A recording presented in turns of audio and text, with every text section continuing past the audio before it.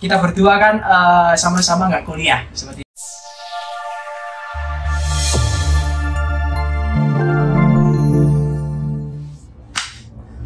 Assalamualaikum warahmatullahi wabarakatuh. Kembali lagi di Bedah Buku untuk sesi dari Photoshop Surabaya Barat bersama saya Riri dan juga Septa. Teman-teman, kali ini kita akan membahas buku yang berjudul apa Mas Septa? Berpikir dan Berjiwa Besar. Dan kebetulan yang kita rangkum di sini yaitu bab 11, bagaimana mengubah kekalahan menjadi kemenangan. Ini sangat cocok untuk kalian yang mempunyai sifat-sifat kekalahan di dalam hidup kalian. Jadi siapa tahu nanti kalian bisa terinspirasi dari kisah-kisah yang ada di buku ini. Mengambil isi dari bab ini ya. Oke, mungkin kita akan bahas apa sih untuk bab 11 ini kan bagaimana mengubah kekalahan menjadi kemenangan. Dari buku ini, dari bab ini, apa yang bisa Mas Septa jelaskan terkait bab 11 ini? Mungkin bisa dijelaskan. Nah, di sini saya sudah merangkum beberapa catatan yang menurut saya itu penting. Yaitu ia mempunyai luka yang belum sembuh, namun belum sembuh yang diderita dalam situasi yang mengalahkannya. Ia merasa kalah tetapi berusaha keras menanggung hukuman keadaan menengah yang telah ditimpakan kepadanya oleh nasib. Namun, kalau kita menaiki anak tangga ke dalam dunia keberhasilan yang tidak perlu sesak, kita kembali menemukan dari semua kemungkinan latar belakang. Lalu akan tetapi peluang sukses bereaksi secara berbeda. Ketika ia terpukul jatuh, ia bangkit, belajar dari kesalahannya, melupakan pukulan tersebut dan bergerak maju. Nah, jadi ketika kalian berada di posisi kalah, itu kalian santai aja. Kalian bisa agak slow, coba untuk bangkit dari diri kalian sendiri. Jadi nggak ada dorongan lain selain dari diri kalian sendiri. Yang diperlukan hanyalah orang tekun yang tidak pernah berpikir bahwa dirinya kalah. Seperti itu. Berarti apa bisa dibilang untuk kita juga selalu menerima kekalahan tersebut dan juga bangkit secepatnya dengan kepercayaan diri yang bagus, dengan motivasi yang lebih bagus. Iya, benar. Untuk menghadapi semua masalah. Jadi jangan merasa diri kita itu sebenarnya kalah. Jangan salahkan diri kita, tapi kita harus dorong diri kita untuk lebih maju agar kita tidak berada di posisi kalah. Seperti itu. Dan juga ketika kita merasa kalah atau mungkin gagal ya dalam sebuah masalah tertentu, kita juga bisa melihat sisi lainnya. Kenapa sih kita gagal? Apa penyebabnya? Nah, apa yang bisa kita bisa kita lakukan untuk kedepannya supaya tidak terjadi hal tersebut. Mungkin dari diri kita bisa berintrospeksi diri. Ketika kita berada di posisi kalah, apa sih yang ada kita bikin salah apa? Itu kita berintrospeksi diri. Apa yang harus kita lakukan ketika kita sudah menyadarinya. Nah, di situ kalian udah punya kesempatan untuk mengambil alih kemenangan tersebut, yaitu dengan introspeksi diri tadi, seperti buatan baik seperti itu. Dan juga kalau misal kalian memang tidak bisa atau mungkin tidak bisa menyelesaikan masalahnya sendiri, mungkin bisa cerita mungkin ke teman kalian atau mungkin keluarga kalian, sahabat-sahabat terdekat kalian terkait masalah-masalah yang kalian alami seperti itu. Dan juga supaya kita juga merasa bahwa kita tidak sendirian dalam masalah tersebut. Banyak teman-teman kita yang ada di belakang kita, keluarga kita yang mensupport kita. Nah, seperti itu untuk masalah-masalah itu mungkin. Oke, lalu di sini saya menemukan kata-kata yang sangat bagus. Dari kutipan ya. Iya, kalau hampir semua orang yang benar-benar sukses diserang oleh perlawanan, tindakan yang memecahkan hati, kemunduran, kemalangan pribadi adalah tidak mungkin untuk mencapai keberhasilan yang besar tanpa menjumpai perlawanan. Kesukaran dan kemunduran akan tetapi adalah mungkin untuk menjalani hidup Anda selebihnya tanpa kekalahan, adalah mungkin untuk menggunakan kemunduran sebagai pendorong Anda untuk maju. Nah, jadi di sini kalau orang-orang sukses itu kebanyakan di sana tidak langsung sukses naik ke atas gitu, tidak. Nah, pasti dulunya dia menjumpai perlawanan, yaitu rasa malas, rasa kekalahan. Nah, itu kita bisa berbalik dari kekalahan ke kemenangan itu, yaitu dengan dorongan kita sendiri agar kita tidak merasa kalah, yaitu lakukan hal-hal positif, menggunakan kemunduran sebagai pendorong Anda untuk maju. Nah, jadi secara tidak langsung didobrak oleh diri kita sendiri untuk ke hal-hal yang berbau positif seperti itu. Lalu rahasia keberhasilan dan kemajuan adalah selamatkan sesuatu dari setiap kemunduran. Ketika kemunduran mengenai diri kita secara pribadi, impuls kita yang pertama seringkali adalah menjadi terganggu secara emosional, sehingga kita gagal mengambil pelajaran. Nah, seperti itu. Pelajaran yang bisa diambil. Ya. Dan juga apa? Misal dari kegagalan-kegagalan tersebut, misal apa ya? Ketika kita mungkin ya, saya ambil contoh, ketika kita berdua kan sama-sama nggak kuliah seperti itu, nggak kuliah. Nah itu kan sebenarnya bukan batasan bahwa oh enak nih apa teman-teman kita pada kuliah, pada disupport orang tua, ada dana mungkin seperti itu.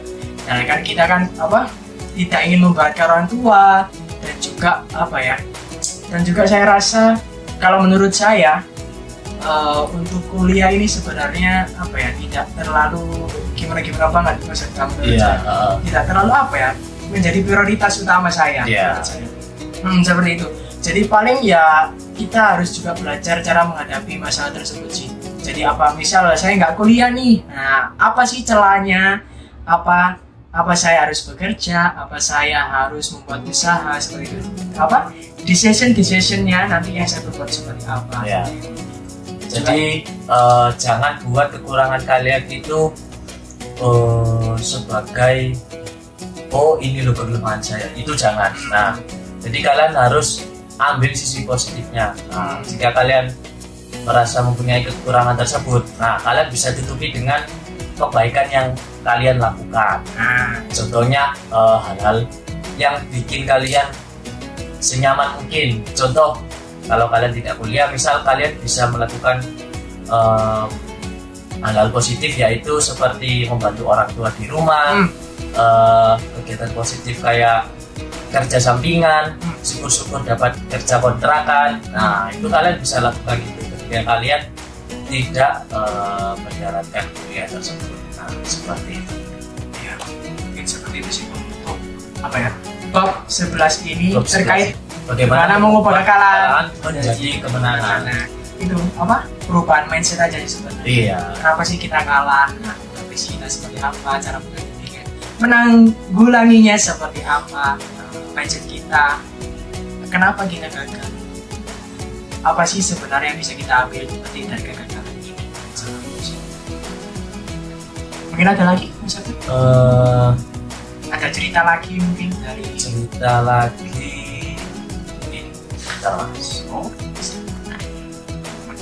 Bisa langsung dicek aja YouTube itu dari Semanggi University. Nah, di sini daripada menyalahkan nasib, telitilah sebab-sebab kekalahan itu. Jika Anda kalah, belajarlah.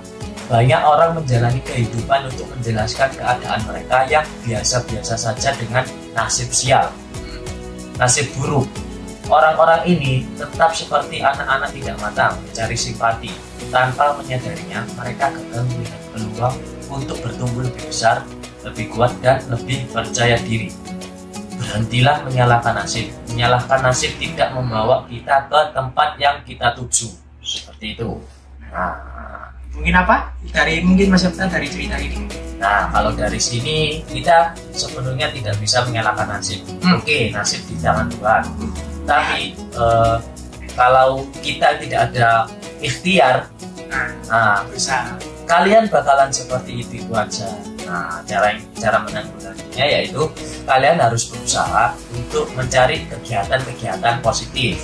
Seperti yang saya katakan tadi, kalau Anda tidak kuliah, kalian bisa membantu orang tua di rumah, membantu aktivitas apa di rumah, lalu bisa kalian kerja sampingan atau kerja kontrakan. Nah, itu bisa. Nah, untuk daripada Anda menyalahkan nasib kalian tadi. Seperti itu. Dan juga ada kayak temanku peserta. Nah, gini, dia itu kayak menyalahkan keadaan. Misal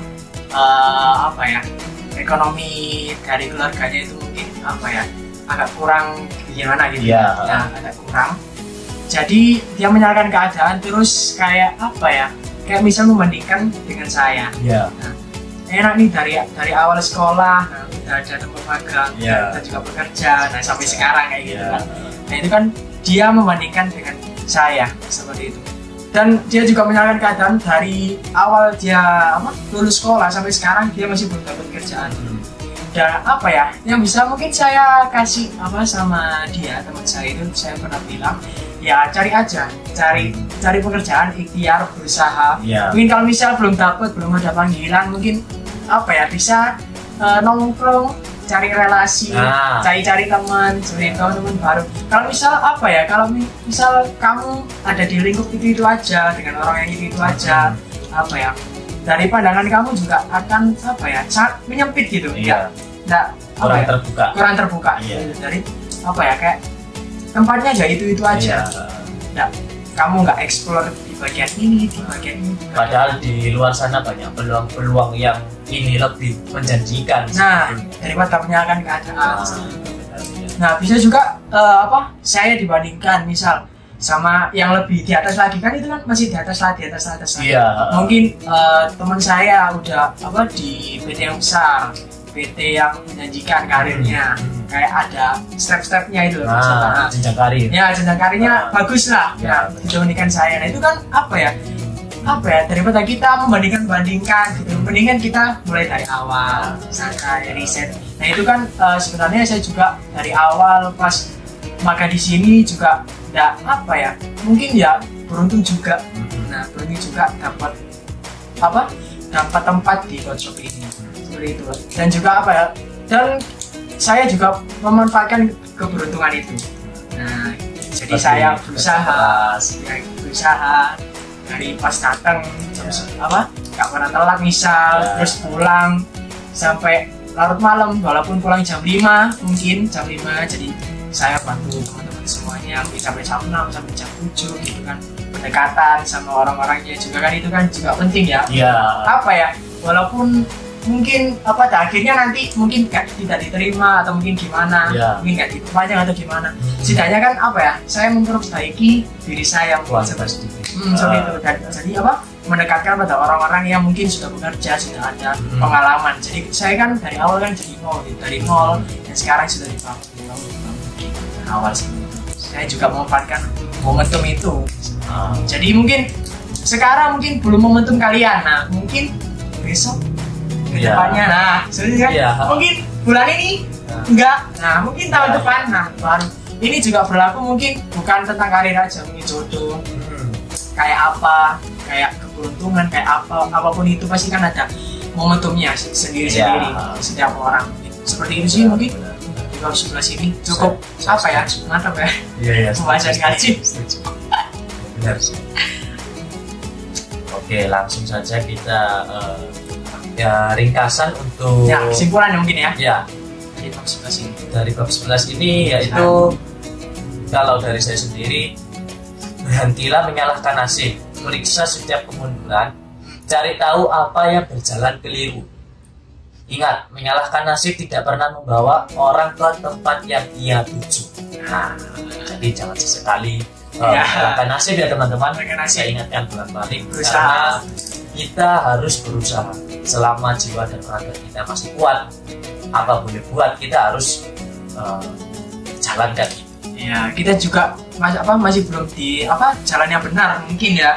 Jadi kita juga masih mencari jalan-jalan yang baru, mungkin dengan sifat yang baru seperti itu, supaya kita mengupgrade diri yang lebih baik.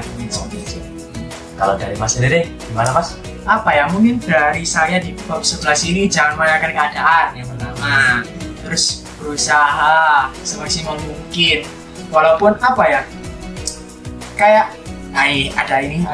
ingatlah ada sisi baik dalam setiap situasi. Carilah sisi baik itu, lihatlah sisi yang baik dan tolaklah rasa frustasi. Nah apa, kita juga apa nggak melulu cuma apa ya, cuma cari-cari yang baik-baik aja seperti itu, kayak rasa frustasi mungkin kita gagal misal seperti itu, kita juga apa ya, harus bangkit lah istilahnya. Jangan hanya frustasi aja, nggak berusaha, di kamar aja apa, misal kayak main game aja gitu-gitu aja. Apa ya, harus berusaha sih, walaupun setidaknya berusaha. Kalau cari-cari lowongan misal terkait pekerjaannya, cari lowongan, cari pekerjaan, cari relasi, cari orang-orang baru, harus bergaul dengan orang tersebut. Pasti juga toh mereka ya apa ya, kayak melihat kualitas diri kita, terus kita bicara dengan mereka, terus kita melampirkan apa ya, hal-hal yang ingin mereka dengar, misalnya seperti itu. Mungkin seperti itu sih. Cukup sekian. Ya cukup sekian sih. Mungkin apa ya, mungkin sekian dulu untuk pembahasan bab 11 ini terkait apa tadi, kekalahan berpikir dan jiwa besar dengan judul sorry itu bagaimana mengubah kekalahan menjadi kemenangan seperti itu. Jangan lupa like, comment, share dan juga subscribe untuk channel YouTube kita ini. Mungkin sekian dulu untuk dari saya Riri dan juga Septa di Bedah Buku spesial kali ini. Sekian dari saya. Assalamualaikum warahmatullahi wabarakatuh. See you. Thank you. Ciao.